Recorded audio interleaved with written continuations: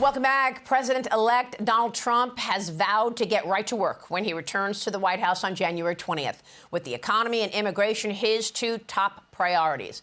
Trump is expected to issue executive orders to secure the border and tap into America's energy capacity to lower oil prices, spark economic growth, and rein in inflation that has seen the cost of basic essentials skyrocket under the Biden-Harris administration, while enacting mass deportation to remove the millions of people illegally living in America. Joining me now are former acting ICE Director Tom Homan and Key Square Capital Management CEO and founder Scott Bessent. Gentlemen, great to have you both with us. We so appreciate the both of you. We are expecting you both to have a role in the upcoming Trump administration next year. So, Tom Homan, let me kick it off with you. What are the plans for deportation? You heard what President Trump told me in that interview a couple of months ago. He says it's got to be done. How do you round up 10 million people and deport them? Well, look, I agree with the president's plan on this. And the same plan he had during his first administration.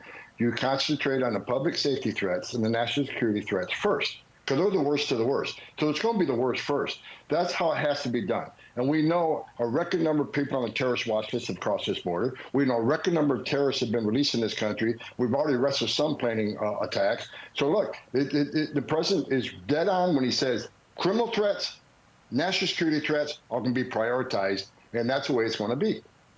Scott Bessent, the Wall Street Journal this morning is writing about the cost of this deportation, and it's going to be hefty. So you've got the cost of rounding up people who may have committed crimes for deportation at a time that President Trump wants to have no tax on tips, no tax on overtime, no tax on Social Security. How will we afford all of this? Well, Maria, first of all, let's talk about the human cost. We have 100,000 fentanyl deaths a year because of the porous border. We have the increased crime. We have the underlying fear that the American people have. You can't put a price on that. But I'll tell you, too, that what we are going to do here, Donald Trump has staged the biggest political comeback in history, and I think that we are on the verge of a golden age in the economy for the next 4 years, where we can have a growth agenda, where we deregulate, get energy prices down, and get interest rates down, and that will drive growth like we have not seen for years. And the cost of this deportation will be a rounding error, but I keep going back to the human cost, and you can't put a price on that.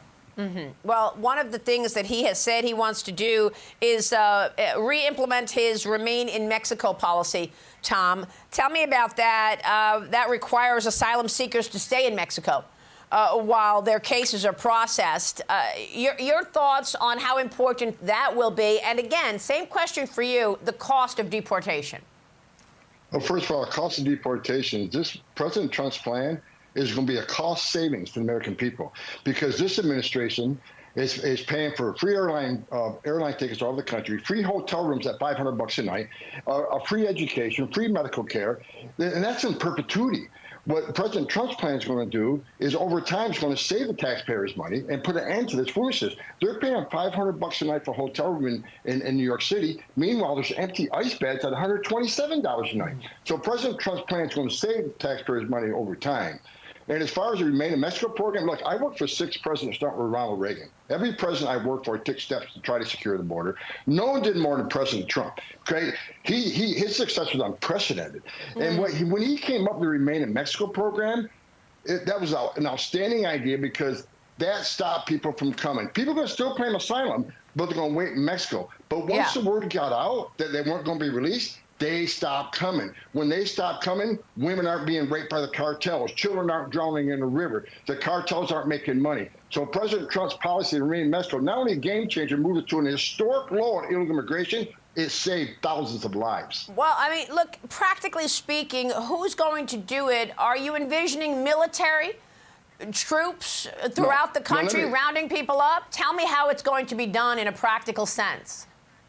First of all, I want to make one thing clear. I read a piece this morning, I think Daily Caller, somebody said, Tom Homan says the military is going to go out rounding up and arresting illegal aliens. Never said that. Never said that in my entire life or in my career. So that was a ridiculous thing I just read in the paper this morning. It's going to be a well-targeted, planned operation conducted, led by the men of ICE. The men and women of ICE do this daily. They're good at it. They're all got Fourth Amendment training. They know they can and cannot do legally.